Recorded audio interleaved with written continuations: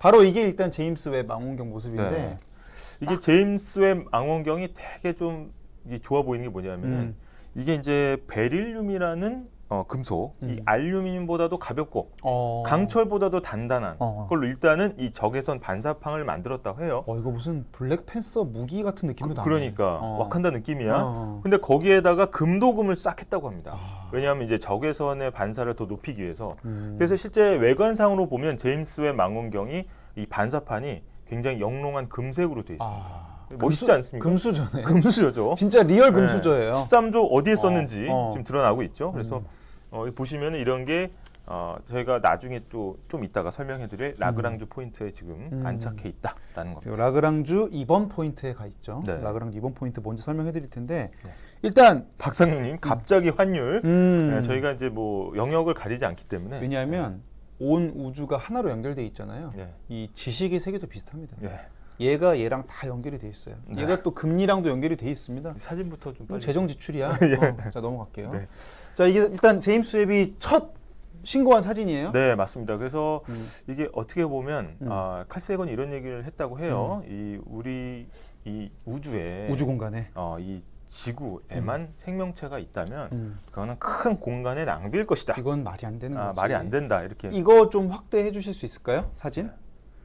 이게 지금 46억 광년 떨어진 은하단의 사진이라고 합니다. 은하단. 근데 여기서 우리가 은하단을 좀 얘기를 해야 되는데 은하단은 은하가 모여 있는 거죠. 그렇죠. 은하가 모이는 거죠. 네. 은하는 또 별들의 집단이죠. 별들이 모인 거야. 네. 근데 별 중에 하나가 태양이야. 그렇죠. 그럼 태양계에 또 행성이 많이 있죠. 그렇죠. 지구, 뭐 수성, 금성, 화성, 목성. 그러면 우리는 사실 지구 안에서 막 지구 안에서도 한반도, 이 안에서도 또 남쪽 대한민국 안에서 막 너 뭐 서울에 집 있냐? 뭐 나 없다 막 너무 사실은 이 우주 앞에서는 숙연해지는 너무 약간 보잘것없는 그런, 거죠 사실. 실제로 허블 망원경이 이제 허블 딥스페이스라고 얘기하죠. 딥필드. 그래서 이제 어떻게 보면 아무것도 안 보이는 검은 하늘을 10일 동안 촬영을 했다고요. 허블이. 허블이. 근데 거기에서만 은하가 2,000개가 나왔다고 합니다. 근데 그 은하의 한 개당 별이 아까 우리 태양 같은 별이 1,000억 개에서 2,000억 개 정도 있다고 하니까 지금 따지고 있는 거는 은하가 한 수천억 개 될 거다. 그러니까 정리해 보면 네. 태양 주변에 행성이 꽤 있어서 우리 우주를 관측하고 우리 별을 보잖아요. 네. 그런 태양이 수천억 개.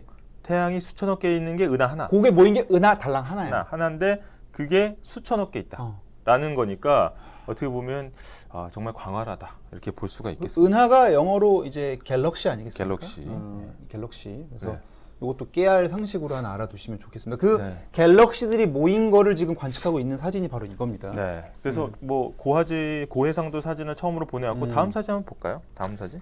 지금 김태형님이 잠깐 또 댓글 읽어드리면 이거 사진 보고 싶었는데 와 엄청 이쁘네요 그러셨어요. 네. 이게 좀 정말 어떻게 보면 이 사진의 의미를 생각할 때마다 좀 숙연해지는 그런 게 있습니다. 우리도 뭐 맨날 뭐 이렇게 아둥바둥 살 거 아니야. 그렇죠. 어떻게 보면 이제 티끌 같은 존재이기도 합니다. 뭐 열심히 살긴 살아야 되지만. 그러니까 아무튼 정리하자면 네. 이렇게 큰 우주를 이제 고화질로 일단 탐색이 시작이 됐다. 네, 고화질이고 볼 수 있을 것 같고. 일단 기본적으로 이 제임스 웹 망원경의 그 가장 큰 의미라고 하면 아까 허블 망원경이 30년 동안 자기 역할을 하고 퇴역을 했다고 했지 않습니까? 그런데 그 다음 차세대 망원경은 기본적으로 적외선을 탐지하는 그 가장 큰 역할을 하고 있는데 이 적외선이 중요한 이유가 또 있어요. 왜냐하면 뭘까요? 적외선이 어떻게 보면 우리가 눈으로 보지 못하는 우주의 심연을 좀 볼 수 있다고 해요. 그래서 이 적외선을 이제 비유를 하자면 우리가 이제 방에 들어갈 때 간접 조명이 하나 켜 있다고 생각해 보면 스탠드 하나. 그걸로 사실 우주를 보고 있었단 말이죠.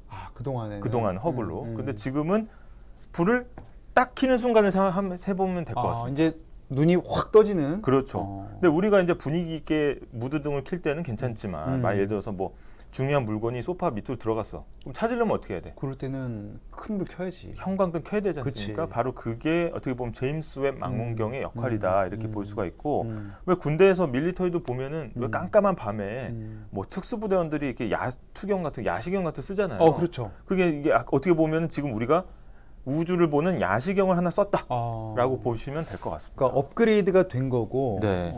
지금 H님 정확합니다. 제임스 웹이 우주 라섹해줬네요. 그렇죠. 비유하자면 개안한 거죠. 개안한 겁니다. 그리고 박상용님 또 예리하게 물이 있는 행성을 찾아다닌다는 얘기를 들은 것 같은데 아닌가 그러셨는데 네. 지금 물이 있는 걸 찾는 거는 또 궁극적인 목표가 되겠죠. 네. 인류 그리고 우주 뭐 탐사에. 생명체랑 또 연관이 돼 있기 때문에 뭐 달이나 화성에서도 항상 나사가 깜짝 발표한다라고 하면 대부분 이제 고체로 돼 있는 물의 존재라든지 이런 것들을 좀 얘기하지 않습니까? 그렇죠. 네. 다음 사진 하나만 더 볼게요. 네. 자, 이건 뭡니까? 이거는 이거 근데 무슨 윈도우 바탕화면 누가 그냥 그린 애니메이션 뭐 캡처 같아요. 저는. 실제로 나사에서 이제 공개한 사진이고 정말 아름답지 않습니까? 그래서 이 적외선이 어떻게 보면은 이제 이 그 별과 은하 사이에 이제 성간 물질이라고 있다고 해요. 그렇죠. 별하고 별 사이에 뭐 가스라든지 여러 가지. 근데 이제 기본적인 가시광선이나 이런 빛들은 많이 굴절이 되고 잘 안 보이는데 적외선들은 이런 투과가 굉장히 용이하다고 합니다. 그렇죠. 그래서 안 보이는 모습까지도 속속들이 볼 수 있다. 이 가시광선이라는 게 이제 제가 이런 분 본 적 있어요. 뭐 뾰족한 가시처럼 찌르는 광선인 줄 아시는 분이 있는데 네. 그게 아니라 볼 수 있다, 가능하다, 시야 확보가 가능해서 가시광선이거든. 네. 바꿔 말하면 나머지는 비가시광선인 거야. 그렇죠. 보여서 가시광선이고 가시광선이 아닌 나머지 적외선, 자외선 사실 눈에 보이진 않아요. 그렇죠. 선크림을 바른 이유가 눈에 보이지 않지만 새카맣게 타서 그런 거 아니겠습니까? 자외선. 네. 그렇죠. 근데 어쨌든 이 적외선 그래서 눈에 보이지 않는 빛까지 잡아서 이제 가시화 시키는 거네, 그렇죠? 허블 망원경의 가장 큰 성과라고 하면 그 전 세대 어떻게 보면 우주의 나이 137억 년이라는 우주의 나이를 추정해냈다는 게 일단 하나가 있고 이 두 번째로는 어떻게 보면 우주가 빠르게 팽창하고 있다라는 걸 알아낸 건데 그 알아내는 방식이 어떻게 보면은 이제 뭐 도플러 효과 이런 얘기도 나오지만 이 사람 그 관측자로부터 멀어질수록 파장이 길어지고 이 적색을 띈다고 해요. 그래서 우주를 허블 망원경 싹 보니까 계속해서 멀어지는 은하가 이 적색 편의를 보이고 있더라. 계속 붉은색으로 시간이 갈 파장이. 때마다. 예. 그런 걸 보면서 우주가 점점 팽창하면서 저 멀리 있는 게 더 멀어지고 있다라는 걸 밝혀낸 건데 그렇기 때문에 이 적외선 망원경이 어떻게 보면 아주 멀리서 오는 그런 파장까지도 캐치를 하기 때문에 이런 사진이 만들어진다. 이렇게 볼 수가 있겠습니다. 그렇군요. 그래서 네. 일단 저도 이게 어떻게 이제 갈지는 모르겠는데 일단 또 소기의 성과가 하나 나왔습니다. 바로 천여 광년 떨어진 곳에서 물의 흔적을 찾았다는 속보가 또 들어왔어요. 네, 그러니까 아까도 말씀드렸듯이 이제 우주가 우리만 있으면 좀 공간 낭비다 이런 말씀 드렸는데 확실히 이제 저는 이 기술도 대단한 것 같아요. 그러니까 1150광년이면 사실 우리가 지금 기술로는 절대 닿을 수가 없는 거 아니겠습니까? 광속 우주선을 타도 1000년 걸린다는 얘기예요. 그렇죠. 근데 그런 곳에 있는 은하의 표면의 가스의 어떤 분광을 해서 빛을 분석해서 그게 어떤 물질로 이루어졌는지까지 알아냈다는 거는 굉장히 어떻게 보면 진짜 대단한 기술이라고 할 수 있겠습니다. 저는 가끔 이런 생각도 해요. 다 거짓말 아닌가? 너무 기술이 너무 대단하기 때문에 그런 생각이 들 정도로. 그러면서 음모론 나오는 거 아니겠습니까? 음모론 나오는 거예요.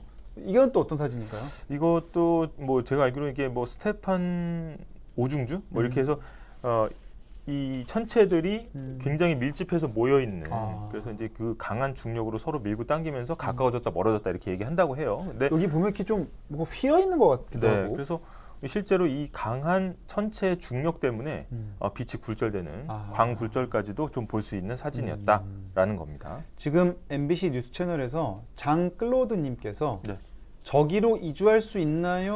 그러셨거든요. 그래서 뭐 제가 지금 나이가 고려를 해봤을 때 쉽지는 않다. 아직은 어렵고 지금은 우리는 현재 지구에서는 은하 간의 이동은 불가능하고 행성 간 이주는 시도하고 있죠. 그죠. 우리 형님이 우리 화성 갈 거야 하는 형님이 하나 있지 않습니까? 도지코인의 주인공 일론 머스크가 화성에 가겠다고 하고 있죠.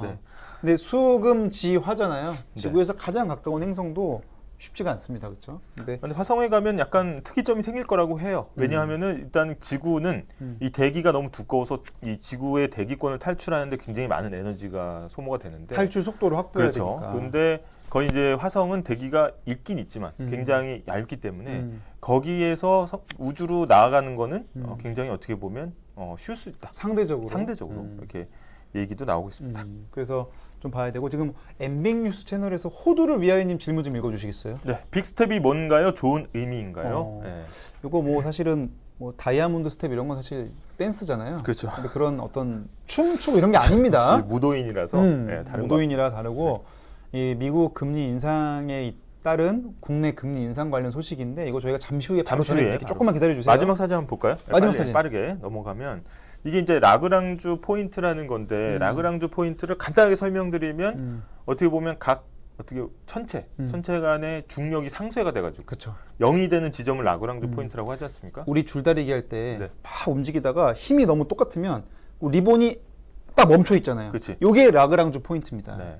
거기에 가는 이유는 어떻게 중력 영향을 덜 받기 때문에 굳이 뭐 계속 추진체로 막 화염을 쏘지 않아도 그 자리에 계속 머물 수 있다는 점. 아니 그리고 내가 망원경을 이렇게 보잖아요. 근데 천체를 막 공전을 하면 이러고 봐야 되잖아. 그렇지. 그럼 안 되거든. 그래서 네. 중력이 상쇄되는 지점이 5개가 있습니다. 라그랑주 포인트 5개가 있는데 그 5개 중에 지금 두 번째 포인트 EL2에 지금 가 있습니다. 두 번째 포인트로 가는 이유가 있습니다. 이게 이제 적외선 망원경이라고 말씀드렸는데 적외선 망원경이 굉장히 기술이 어려운 이유는 뭐냐면 지구도 적외선이 나오고 그렇죠. 이 심지어 망원경에서도 적외선이 나오고 그렇기 때문에 이거를 최대한 차단할 수 있는 어떤 지구의 그림자에 숨는 지구 공전 궤도와 비슷한 라그랑주 포인트 2로 가는 거고 이게 그거 생각하시면 쉬울 것 같아요. 저희가 사진 찍을 때 딱 찍으면 어떻게 합니까? 야 역광이야. 역광이야 역광. 안 나와. 바로 이 태양빛이 뭔가 제임스 웹 망원경이 사진을 찍을 때 그렇죠. 역광이 되기 때문에 이 태양빛을 또 가리려면 그렇죠. 이 라그랑주 포인트, 그러니까 지구의 그림자 뒤로 일단 가는 거다. 이렇게 설명이 되고 있습니다. 네.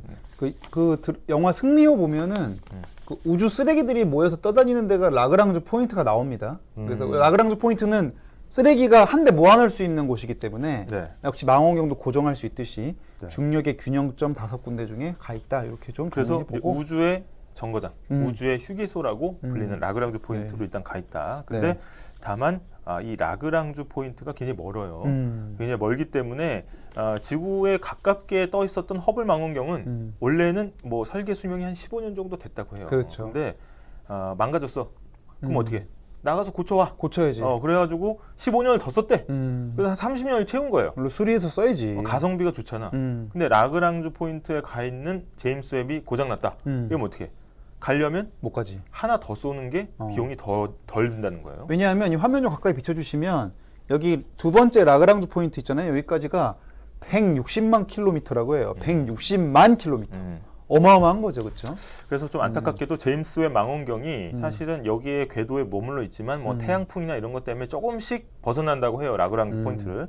그런데 그걸 잡아주는 추진체가 딱 10년 버틴다고 합니다. 그래서 이 제임스 웹 망원경은 한 10년 동안 빡세게 관측을 하고 퇴역할 가능성이 많다는 겁니다. 13조 들여서 10년 쓰면 1년에 1조네요, 1조. 감가상각이.